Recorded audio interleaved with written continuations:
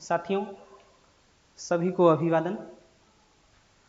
आज हम लोग 2023 का जो फिलॉसफी का नेट जेआरएफ का पेपर हुआ है 24 फरवरी को, उसको सॉल्व करेंगे और उस पर इम्पोर्टेंट डिस्कशन करेंगे, एनालिसिस करेंगे कि कौन सा प्रश्न का क्या आंसर होगा और क्यों होगा। इसके पहले हम लोगों ने कर लिया है 2012 से लेके 23 तक, फिर भी हम चाहते हैं कि 23 वाला एक बार रिवीजन करवा दिया जाए, तो ये इसलिए हम लोग ये शुरू करते हैं। चलिए, तो आज का पहला प्रश्न,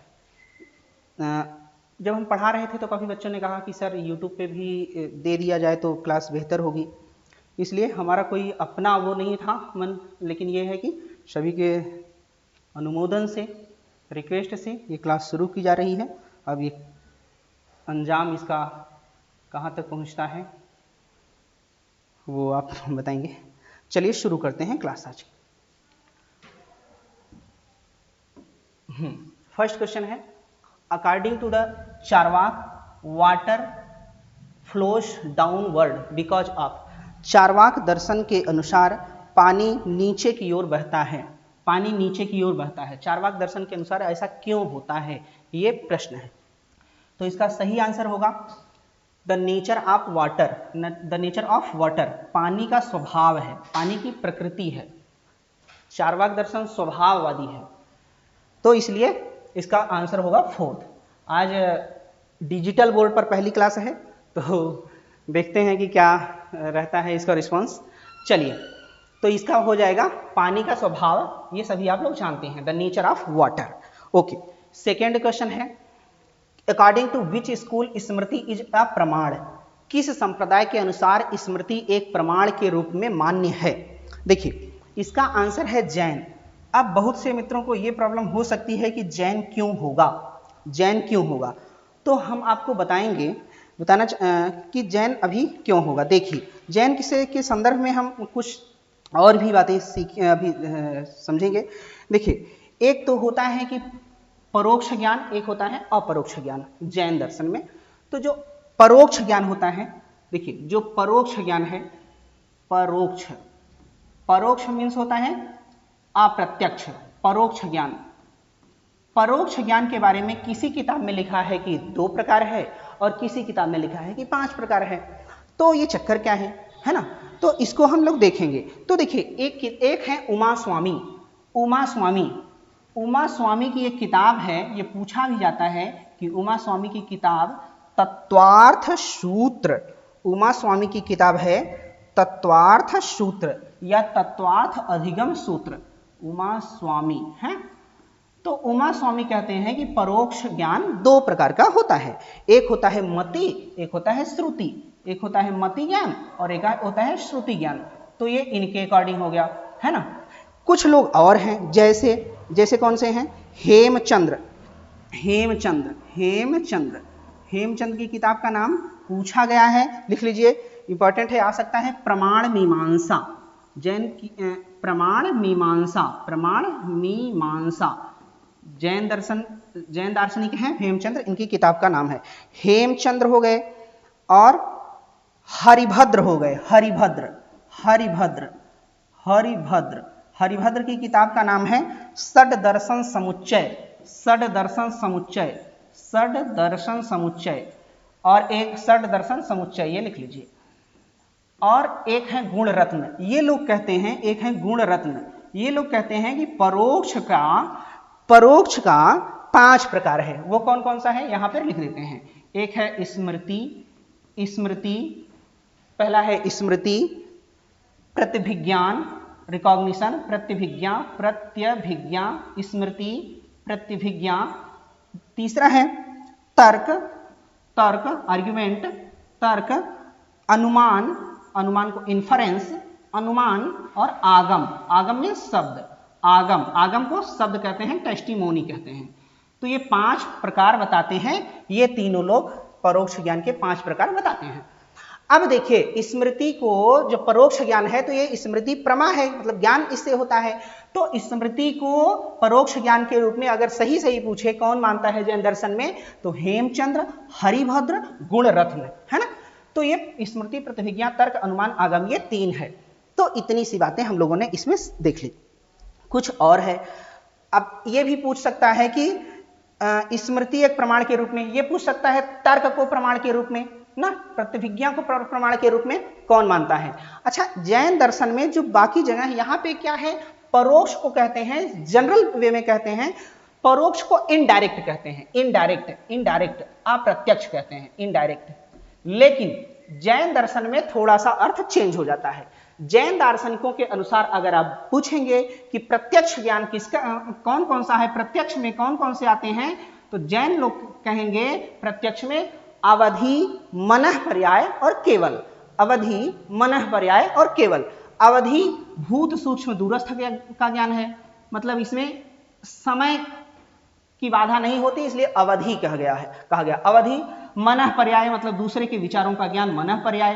केवल जो निरपेक्ष एब्सोल्यूट ज्ञान हो जाता है, जो केवली को केवल होता है। ये 3 होते हैं प्रत्यक्ष ज्ञान, ठीक है। तो ये बात है। तो अब अभी हम लोगों ने देख लिया कि स्मृति को प्रमाण के रूप में जैन दार्शनिक मानते हैं, हेमचंद्र, हरिभद्र, गुणरत्न, इतनी बात। अच्छा, यहाँ षड दर्शन समुच्चय से याद आया, एक किताब है सर्वदर्शन संग्रह। आप कमेंट में लिख के बताइएगा कि किसकी है सर्वदर्शन संग्रह। ये इंपॉर्टेंट किताबें हैं, ये पूछी जा सकती हैं, पूछी जाती हैं। सर्वदर्शन संग्रह किसकी किताब है, अगर नहीं होगा तो हम बता देंगे। अच्छा, एक चीज और है, अगर किसी को ये लगता है कि ये सारी चीजें हम कहाँ से लाए, कैसे कर रहे हैं, तो आप इसको देख लीजिए। अगर किसी को चाहिए कि इसका ऑथेंटिक प्रमाण कहाँ है, कैसे ये सारी चीजें पता चली, तो वो भी हम बता देंगे ना। केवल ये पता करने के लिए नहीं, अगर आप सच में जानना चाहते हैं तो वो हम बिल्कुल शेयर कर देंगे। तो ये है स्मृति को प्रमाण के रूप में जैन मानता है। चलिए, जैन के बारे में कुछ और चीजें देख लेते हैं। इसको मिटा लेते हैं, फिर देखते हैं। आप सभी लोग जानते होंगे प्रस्थान त्रयी में वेदांत के में जो 3 आधारभूत जो ग्रंथ हैं, बेसिक जो ग्रंथ हैं, उसको कहा जाता है वेदांत प्रस्थान त्रयी में होता है गीता, एक होती है गीता, एक होती है उपनिषद गीता और न्याय और उपनिषद गीता और ब्रह्मसूत्र। तो उपनिषद को क्या कहा जाता है, उस उपनिषद को कहा जाता है श्रुति प्रस्थान। उपनिषद को श्रुति प्रस्थान कहा जाता है। गीता को स्मृति प्रस्थान ये पूछा जाता है, याद रख लीजिए। ब्रह्मसूत्र को न्याय प्रस्थान कहा जाता है, न्याय प्रस्थान। इसी तरीके से ये प्रस्थान त्रयी हैं। एक होता है नाटक त्रयी का संबंध जैन दर्शन के ग्रंथों से है। एक दक्षिण भारत के दिगंबर जैनी हुए कुंदकुंदाचार्य, उनको कोंडकुंड भी वहां कहा जाता है, कोंडकुंड या कुंदकुंदाचार्य, कोंडकुंड। इन्होंने 4 किताबें लिखी। एक है नियम सार, देखिए यहां लिखते हैं। अच्छा, इसको मिटा देते हैं। इन्होंने 4 किताबें लिखी कुंदकुंदाचार्य ने। एक होता है नियम सार।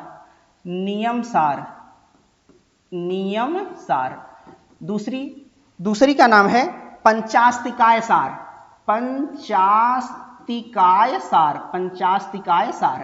तीसरी किताब का नाम है समय सार। चौथी किताब का नाम है प्रवचन सार। इन लास्ट के जो 3 किताबें हैं, पंचास्तिकाय सार, समय सार और प्रवचन सार, इन तीनों को कहा जाता है नाटक त्रयी। तो चलिए, ये प्रश्न हो गया। आइए आगे बढ़ते हैं, नेक्स्ट क्वेश्चन देखते हैं। देखिए, क्वेश्चन नंबर अगला है, वैशेषिक के अनुसार इस क्षण भूमि पर घट का अभाव किस प्रकार का अभाव है? Which type of abhava is abhava of a part on the ground at this moment according to Vaisheshika. देखिए, वैशेषिक में प्राग भाव, प्रध्वंसा भाव, अन्योन्या भाव आप लोग जानते होंगे, सभी जानते होंगे। चलिए इसमें देख लेते हैं क्या है। देखिए, इसमें आंसर है अत्यंता भाव। अत्यंता भाव जो होता है, अत्यंता भाव होता है नित्य अभाव को अत्यंता भाव, किसी वस्तु की सत्ता न थी, ना है, ना रहेगी, इसको कहते हैं अत्यंता भाव ना। जैसे वायु में रूप का अभाव, वायु में रूप का अभाव, आकाश, आकाश में टच, स्पर्श का अभाव, ठीक है, ये होता है अत्यंता भाव। अब देखिए एक और एग्जांपल देते हैं आपको, जैसे कमरे में राम नहीं है, जैसे कहते हैं कमरे में राम नहीं है, कमरे में राम नहीं है, तो ये कौन सा भाव हो जाएगा? कमरे में राम नहीं है, तो ये हो जाएगा अत्यंता भाव। अगर कह दें कमरा राम नहीं है, कमरा राम नहीं है, तो ये हो जाता है अन्योन्या भाव, ठीक है, ये होता है अन्योन्या भाव। देखिए अन्योन्या भाव में, अन्योन्या भाव जो फोर्थ वाला है, इसमें एक चीज जान लीजिए कि इसमें आइडेंटिटी का एब्सेंस रहता है, एब्सेंस ऑफ आइडेंटिटी, मतलब तादात्म्य का अभाव रहता है। अत्यंता भाव में रिलेशन का अभाव, यानी संबंध का अभाव रहता है, रिलेशन का अभाव रहता है, ये अत्यंता भाव हो गया। आइए आगे देखते हैं। Which system holds the view that ज्ञान is instinctively valid but it is invalidity is due to extraneous condition? क्या है? किस संप्रदाय का मत है कि ज्ञान स्वतः प्रमाणित होता है किंतु इसकी अप्रामाण्यता बाह्य उपाधि के कारण होती है। स्वतः प्रामाण्य और परतः अप्रामाण्य। तो एक सूत्र हम लोग जानते हैं एमएसपी, मीमांसा, एम से मीमांसा, एस से स्वतः प्रमाण्यवाद, पी से परतः प्रमाण्यवाद। ऐसे ही सांख्य का होता है ट्रिपल एस, सांख्य का स्वतः प्रमाण्यवाद और स्वतः अप्रमाण्यवाद। बौद्ध का होता है बीपीएस, बौद्ध का होता है बीपीएस। बी से क्या हो गया? बौद्ध, परतः प्रमाण्यवाद और स्वतः अप्रमाण्यवाद। ऐसे न्याय का होता है एनपीपी, परतः प्रमाण्यवाद, परतः अप्रमाण्यवाद। इस तरह से इसको याद रख सकते हैं। मीमांसा मिनिमम सपोर्ट प्राइस जानते होंगे, बीपीएस ये याद रख सकते हैं, भानु प्रताप सिंह, है ना, भानु प्रताप सिंह। बी से बौद्ध, पी से परतः प्रमाण्यवाद, ऐसे स्वतः अप्रमाण्यवाद, स्वतः अप्रमाण्यवाद। तो इसका आंसर हो गया जैन, इसका आंसर मीमांसा, इसका आंसर हो गया मीमांसा। चलिए आगे बढ़ते हैं, नेक्स्ट क्वेश्चन करते हैं। किसका मत है कि ज्ञाता ज्ञेय ज्ञान संज्ञान के प्रत्येक व्यवहार कार्य में युगपत सहकालिक रूप में प्रकट होते हैं? देखिए सहकालिक रूप में प्रकट होते हैं मतलब एक साथ। तो देखिए ये हो गया प्रभाकर के इस थियरी को क्या कहते हैं? त्रिपुटी प्रत्यक्षवाद।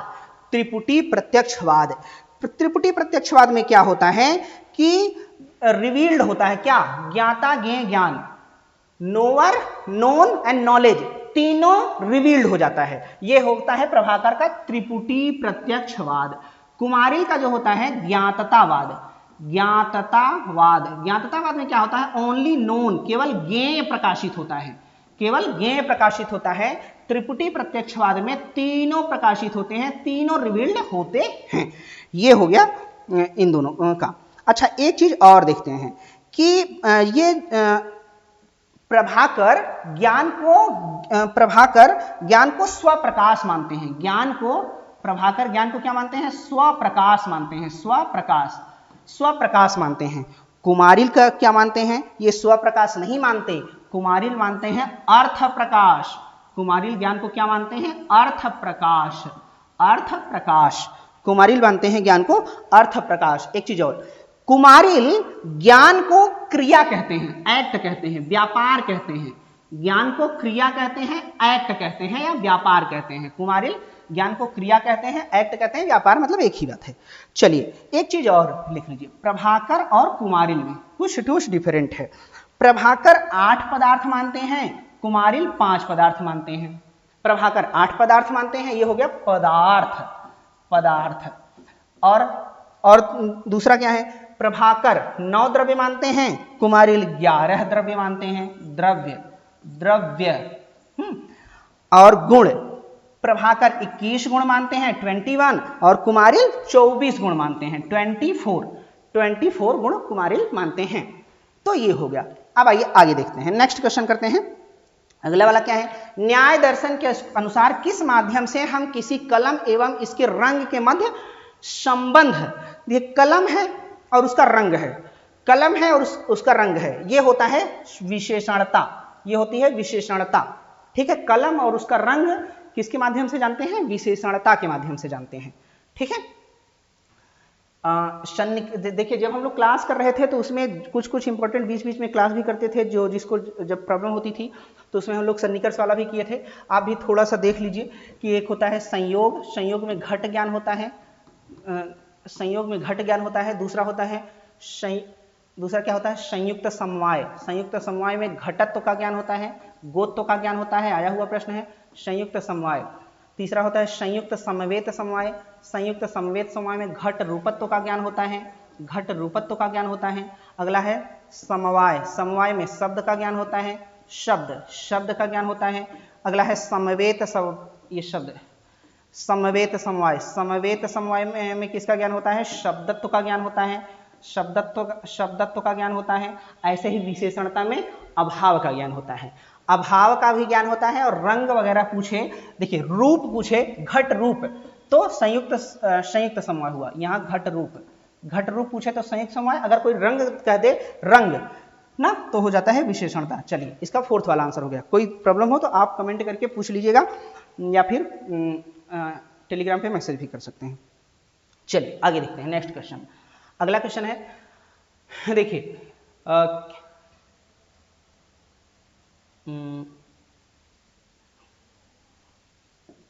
सभी को क्वेश्चन दिख रहा है? ये नीचे कर देते हैं। चलिए असत कार्यवाद सांख्य द्वारा मान्य है, गलत बात। असत कार्यवाद, सांख्य सत्कार्यवादी है ना, सांख्य सत्कार्यवादी थ्योरी ऑफ कॉजेशन को मानता है, कार्य कारण सिद्धांत को मानता है। असत करणाद उपादान ग्रहणाद सर्वसंभव अभावात शक्त से सक करणाद करण भावात सत्कार्यम, ऐसा कहता है ना, तो ये गलत है। चलिए अन्विता विधानवाद प्रभाकर को मान्य है, ये सही है। अन्विता विधानवाद प्रभाकर को मान्य है, अभितान्वयवाद कुमारिल को मान्य है, तो ये दूसरा वाला सही हो गया। ठीक है, असत ख्यातिवाद, असत ख्यातिवाद शून्यवादियों का है, जानते रहिए। शून्यवादी में कौन कौन है? नागार्जुन, आर्यदेव, चंद्रकीर्ति, ये असत ख्याति या शून्य ख्याति कहते हैं। ये है नागार्जुन, आर्यदेव, चंद्रकीर्ति। ये वसुबंधु क्या है? विज्ञानवादी हैं, तो इनको वसुबंधु का क्या होता है? आत्मख्यातिवाद। विज्ञानवादियों का क्या है? आत्मख्यातिवाद। विज्ञानवाद में कौन कौन आते हैं? वसुबंधु, दिग्नांग, शांतिरक्षित, कमलशील, धर्मकीर्ति। ठीक है, ये सारे आते हैं। अब आइए शब्द नित्यत्ववाद मीमांसा द्वारा मान्य है, ये भी सही है। तो हमको आंसर मिल गया बी और डी, बी और डी। शब्द नित्यत्ववाद, देखिए शब्द नित्यत्ववाद इज अपहेल्ड बाय मीमांसा। अब एक यहां पे एक शब्द जान लीजिए, आनुपूर्वी क्या होता है? आनुपूर्वी, ये पूछा गया प्रश्न है। आनुपूर्वी, आनुपूर्वी में ये होता है, मीमांसा का है, ये शायद आप सुने हो, अच्छी बात है। आनुपूर्वी मीमांसा का है, इसमें यह होता है कि शब्द नित्य है और जो वेदों में शब्द का, वर्ड का जो ऑर्डर है, सीक्वेंस है, वो भी नित्य है। दोनों नित्य है, दैट मींस एटर्नल है। ठीक है, तो ये हो गया मीमांसा का शब्द नित्यत्ववाद। ठीक है, तो हमें हो गया बी और डी आंसर। अच्छा, शब्द नित्यत्ववाद, एक चीज जानते रहिए कि शब्द को नित्य मानता है लेकिन ध्वनि को अनित्य मानता है, ध्वनि को अनित्य मानता है। जो ध्वनि होती है उसको कहते हैं स्फोट, स्फोट भर्तृहरि का है, स्फोट, स्फोटवाद भी कहा जाता है। स्फोटवाद, स्फोटवाद को सांख्य नहीं मानता, स्फोटवाद को सांख्य फिलॉसफी नहीं मानती। ठीक है, चलिए ये हो गया। आगे हम लोग नेक्स्ट अगला वाला क्वेश्चन करते हैं। हम कोशिश कर रहे हैं बेहतर करने की, फिर भी अगर कोई कमी रह जाए तो आप लिखिएगा, हम अगर फिर कभी कुछ करते हैं तो उसमें इम्प्रूव करेंगे, है ना। चलिए आगे नेक्स्ट क्वेश्चन देखते हैं। अगला क्या है? ज्यादा बढ़ गया क्या? Which type of hetvabhasa committed by अनुमान शब्द नित्य शब्दत्वात्। शब्द नित्य है क्योंकि उसमें शब्दत्व है, शब्द नित्य है क्योंकि उसमें शब्दत्व है। देखिए ये होता है असाधारण है, असाधारण सव्य विचार। इसमें क्या होता है, जो कारण है वो टू नैरो होता है, कारण बहुत संकीर्ण होता है, बहुत छोटा होता है ना, तो ये होता है शब्द ये असाधारण सव्य विचार। इसमें एक चीज अगर याद रख सकते हैं तो याद रख सकते हैं कि शब्द नित्य है क्योंकि इसमें शब्दत्व है। Word is eternal because it has wordness. त्वा की बात आ जाए, त्वा की बात आ जाए, ध्यान रखिए त्वा चाक्षुस्त्वात वाला नहीं, चाक्षु आ जाता है तो स्वरूप हो जाता है, त्वा आ जाए, नेस आ जाए, वर्डनेस ना, तो ये होता है असाधारण सा व्यभिचार। इसमें और कोई प्रॉब्लम होगी तो आप फिर पूछ लीजिएगा, हम क्लियर कर देंगे, है ना। देखिए ये लास्ट वाला क्या लिखा है, ये है आश्रय सिद्ध। आश्रय सिद्ध में जैसे कहते हैं वैशाख नंदन के पास 12 सिंह हैं। अब वैशाख नंदन मतलब गधा, वैशाख नंदन मतलब गधा, तो गधे के पास तो सिंह ही नहीं होती, तो 12 सिंह कैसे हो गई, तो ये आश्रय सिद्ध है। मणिमय पर्वत वह्निमान मतलब सोने के पर्वत पर आग है, तो ये हो गया आश्रय सिद्ध। देखिए अच्छा बताएं आपको, गधे को वैशाख नंदन, पानी है क्या, गधे को वैशाख नंदन क्यों कहा जाता है, मतलब एक कहानी है ये छोटी सी, अब क्या सही है क्या गलत है। कहानी यह है कि जो गधा होता है ना, जो चैत वैशाख जेठ आषाढ़ सावन भादो इस तरह होता है, तो वैशाख में वो गर्मी होती है। जब गर्मी होती है तो उसमें ये होता है कि गधा जब फील्ड में जाता है तो घास तो होती नहीं, तो सोचता है ओ हमने सारी घास खा ली, बहुत खुश होता है ना। तो वैशाख में जो है ना वो मोटा हो जाता है, जब मोटा हो जाता है इसीलिए उसको कहा जाता है वैशाख नंदन, गधे को कहा जाता है वैशाख नंदन, है ना। और जब आषाढ़ सावन का महीना आता है ना, जो बरसात वाला, तो जब फील्ड में जाता है तो देखता है अभी इतनी घास पड़ी है, मतलब हम खाए ही नहीं कुछ ना, तो उसमें वो सोच सोच के, चिंता है बड़ी चिता से भी नर को निर्जीव बनाती है, मुर्दे को चिता जलाती है, चिंता जीते को खा जाती है, तो चिंता में वह पतला हो जाता है, इसलिए उसको कहते हैं वैशाख नंदन। तो ये हो गया आश्रय सिद्ध। अगला है, तीसरा है स्वरूप सिद्ध। स्वरूप सिद्ध में क्या होता है, शब्द नित्य है क्योंकि चाक्षुष है, चाक्षुष मतलब वो दिखाई देता है, चक्षु मतलब आंख ना, दिखाई देता है। साधारण सा व्यभिचार में पर्वत पर अग्नि है क्योंकि ये वह ज्ञेय है, नोएबल है, तो इसमें कारण बहुत व्यापक होता है, ठीक है। चलिए इतनी बातें हम लोगों ने चारों में कर ली। फिर भी अगर आपको अभी कुछ नहीं समझ आया तो आप कमेंट में लिखिएगा या आप बताइएगा, तो हम और भी बात करेंगे। हालांकि इस पे ढेर सारी बातें क्लास में हो चुकी हैं। चलिए आगे देखते हैं, नेक्स्ट वाला देखते हैं। हाँ ये देखिए ये आ गया था, ये ज़्यादा ऊपर चला गया, असाधारण हो जाएगा।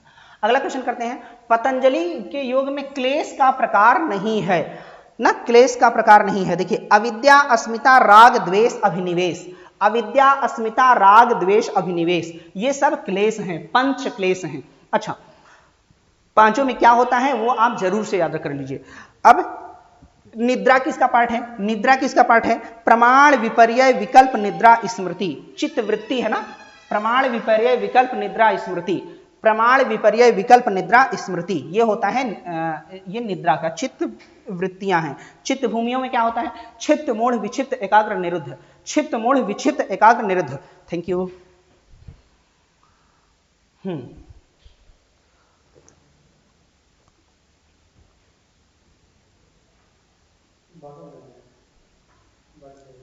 चलिए अब आगे करते हैं। ओके नेक्स्ट अगला वाला क्वेश्चन करते हैं। अगला वाला क्वेश्चन क्या है, in Nyaya epistemology we perceive a snake for a rope by. अच्छा न्याय दर्शन में जो सॉरी अच्छा हाँ कोई नहीं, ये तो होना ही था। न्याय दर्शन में जो ख्याति होती है ना वो ज्ञान लक्षण की वजह से होती है। न्याय दर्शन में ख्याति ज्ञान लक्षण की वजह से होती है, जानते रहिए। ज्ञान लक्षण जैसे सब्जी को देख के बता दें वो कितनी टेस्टी दिख रही है ना, चंदन के टुकड़े को देखकर बता दें वो सुगंधित है ना, तो वो ज्ञान लक्षण होता है। इसकी ख्याति का नाम है अन्यथा ख्यातिवाद। अन्यथा ख्यातिवाद, देख कुछ और रहे हैं याद कुछ और आ रहा है ना, इसको कहते हैं अन्यथा ख्यातिवाद। एक होता है अभिनव अन्यथा ख्यातिवाद, वो मध्य का होता है, द्वैत वेदांतुन का है ना, मध्य का अभिनव अन्यथा ख्याति होता है। तो देखिए किसी रज्जु में सर्प का प्रत्यक्ष, तो ये एरर हो रहा है, ख्याति हो रही है, तो इसको कहते हैं ज्ञान लक्षण ज्ञान लक्षण सन्निकर्ष से ही ख्याति होती है। चलिए आगे देखते हैं, अन्योन्य प्रतिबिंबवाद इज अपहेल्ड बाय। अन्योन्य प्रतिबिंबवाद की मान्यता किसने दिया। देखिए अन्योन्य प्रतिबिंबवाद को देख लेते हैं क्या होता है। देखिए जो ये विज्ञान भिक्षु है ना, विज्ञान भिक्षु जो हैं सांख्य के भी फिलोसफर, सांख्य के भी थिंकर हैं और योग के भी हैं। उन्होंने सांख्य में भी कुछ किताबें लिखी हैं, योग में भी लिखी हैं। योग में एक किताब लिखी है उन्होंने योग वार्तिक। योग वार्तिक और योग सार संग्रह। सांख्य में कौन सी किताबें लिखी हैं? सांख्य प्रवचन भाष्य और सांख्य सार, ये उन्होंने किताबें लिखी हैं। अच्छा, जो योग वार्तिक लिखा है उन्होंने, उसमें एक बात कही है। क्या कहा है? तमिश्च दर्पणे स्फारे समस्ता वस्तु दृष्टयः इमासाः प्रतिबिंबित सरसीव तटद्रुमाः। मतलब क्या है? बाह्य विषय बुद्धि में पूर्णतः सही प्रतिबिंबित हो जाते हैं। इसको कहते हैं अन्योन्य प्रतिबिंबवाद। इसी को कहते हैं क्या कहते हैं? परस्पर प्रतिबिंबवाद। इसी को जानते रहिए, इसी को कहते हैं परस्पर प्रतिबिंबवाद। परस्पर प्रतिबिंबवाद, ठीक है, परस्पर प्रतिबिंबवाद ये होता है विज्ञान भिक्षु का। अच्छा, अन्योन्य प्रतिबिंबवाद और कौन कौन इनका सपोर्ट करते हैं? तो भाव गणेश और नागेश भट्ट।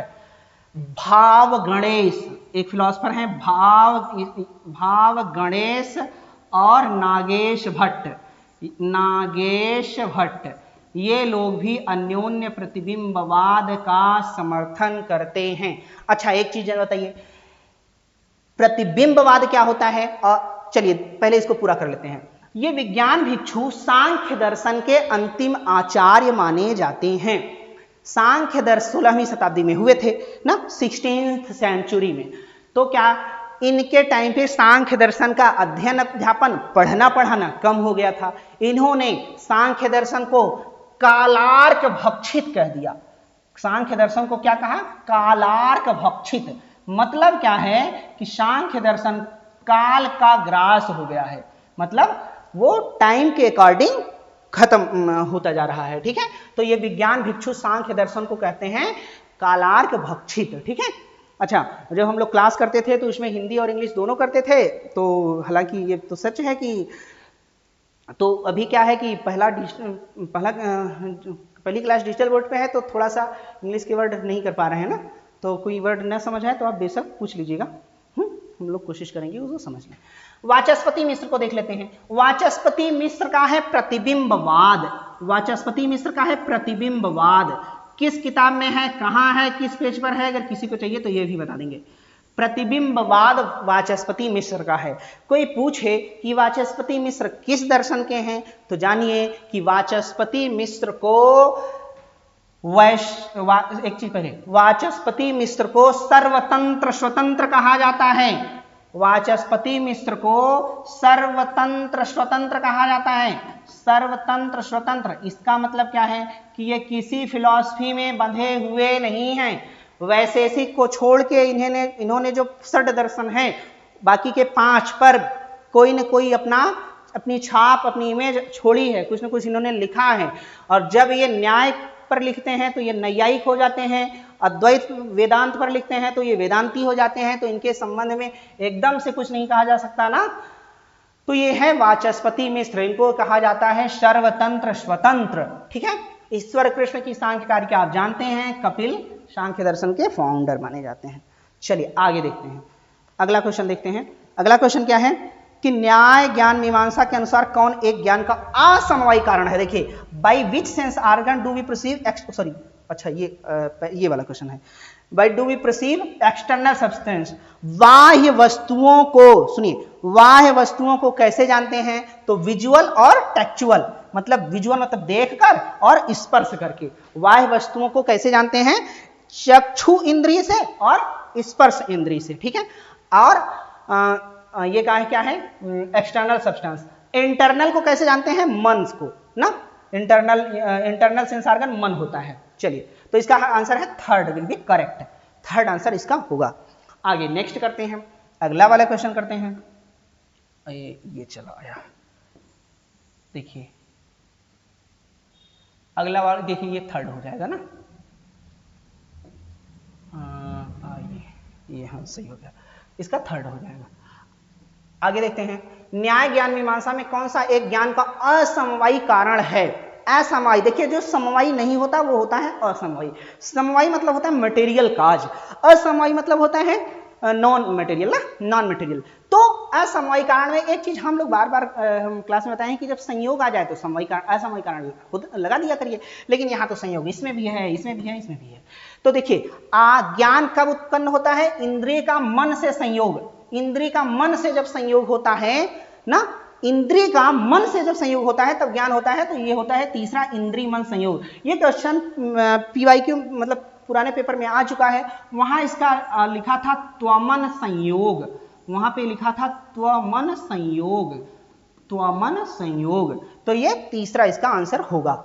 आइए आगे देखते हैं। अकॉर्डिंग टू द वैशेषिक कार्य इज, अच्छा कार्य क्या है किसके? वैशेषिक के अनुसार। तो देखिए कार्य क्या है? प्राग भाव प्रतियोगी, बताते हैं अगला वाला पेज ले आते हैं फिर। कार्य क्या है? प्राग भाव प्रतियोगी है। प्राग भाव प्रतियोगी क्या होता है? प्रतियोगी क्या होता है? अनुयोगी क्या होता है? ये देख लेते हैं। प्रतियोगी क्या होता है और अनुयोगी क्या होता है? चलिए ये भी देख लेते हैं। चलिए देखिए, प्रतियोगी जिस वस्तु का अभाव रहे, ये प्राग भाव के संदर्भ में होता है। जिस वस्तु का अभाव रहे उसको कहते हैं प्रतियोगी, ठीक है। जिस स्थान में वस्तु का अभाव रहे उसे कहते हैं अनुयोगी। एक प्रश्न आया था, जले गंधो नास्ति, there is no smell in water. जल में गंध नहीं है, जल में गंध नहीं है, जले गंधो नास्ति, गंध नहीं है। तो देखिए इसमें जल क्या है? जल में, तो जल हो गया अनुयोगी, जल हो गया अनुयोगी, अनुयोगी। और ये गंध क्या हो गई? गंध हो गई प्रतियोगी, जो नहीं है वो प्रतियोगी ना।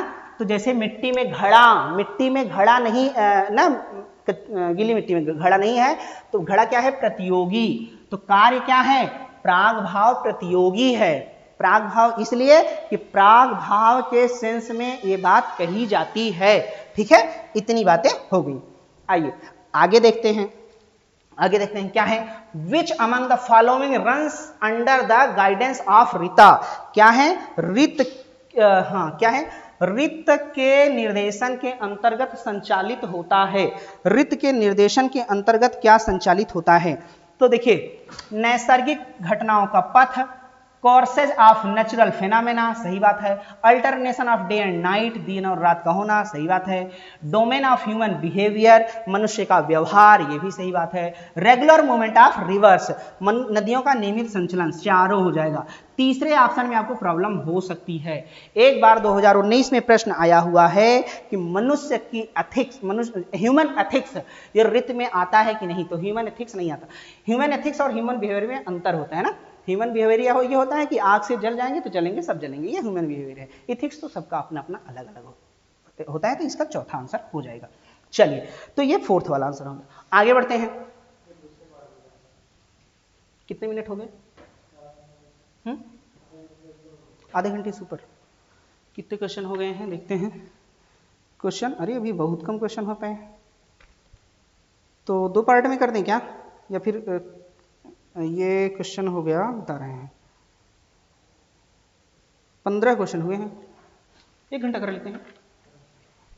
हाँ चलिए आगे देखते हैं। देखिए कल आप लोगों का पेपर है, अगर आप लोग ये रिवाइज कर लेते हैं तो आपके लिए बहुत हेल्पफुल होगा, बहुत काम का होगा। ये सच है कि हमने बहुत देर से ये शुरू किया, बहुत स्टूडेंट्स बहुत पहले से कह रहे थे, हम उस पर ध्यान ही नहीं दे रहे थे। तो क्या होगा कि अगर आप इसको लास्ट टाइम रिवीजन कर लेते हैं तो बेहतर होगा आपके लिए, है ना। इसमें बहुत सारे प्रश्न आ सकते हैं, आ सकते नहीं, आएंगे ही आएंगे, ठीक है। अब आइए अगला देखते हैं। जाति नहीं है, किसमें जाति नहीं है? किसमें जाति नहीं है? तो देखिए जाति नहीं है। देखिए आकाश जो एक होता है उसमें जाति नहीं होती। आकाश और उद्भूतत्व, इसमें जाति नहीं है। आकाश और उद्भूतत्व, इसमें जाति नहीं है। देखिए गाय में गोत्व होता है, द्रव्य में द्रव्यत्व होता है, इसमें जाति है, तो इसका जाति नहीं है, तो ए और डी हो जाएगा, ए और डी हो जाएगा। आकाश जो है एक होता है ना, तो उसमें एक है, तो उसमें आकाशत्व की कोई वो नहीं है, वो जाति नहीं है। इसी तरीके से वो कांट कहते हैं, कांट क्या कहते हैं कि समय, टाइम, टाइम क्या है? समय, काल, यानी काल, समय नहीं काल। काल क्या है? काल, काल सामान्य है कि विशेष है? तो सामान्य नहीं है, उस विशेष है। सामान्य जो बहुत सारी चीजें होती हैं वो सामान्य होती है ना, काल एक ही है, तो काल क्या है? विशेष है, तो ये कांट कहते हैं। खैर, तो पहला इस और चौथा इसका आंसर हो गया। आगे देख लेते हैं, आगे देख लेते हैं। चलिए हाँ देखिए, अच्छा शक्ति ग्रह का आशय आशय कौन सा है? शक्ति ग्रह का साधन शक्ति ग्रह या शब्द ग्रह। देखिए क्या क्या होता है, व्याकरण, उपमान, कोश, आप्त वाक्य, व्यवहार, विवरण, ज्ञात पद की समीक्षा, वाक्य शेष, 8 होते हैं, लिखवाए हैं हम, है ना।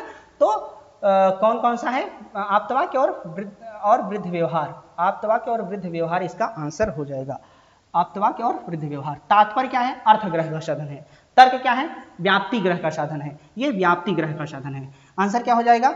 ए और सी। ए और सी कहाँ है? सेकंड में। सेकंड में ये शक्ति ग्रह के साधन है। ये किसका है? अर्थ ग्रह का। अर्थ ग्रह का। तर्क व्याप्ति ग्रह का। चलिए, ये अर्थ ग्रह के 4 साधन होते हैं, 4 होते हैं, आप जानते हैं।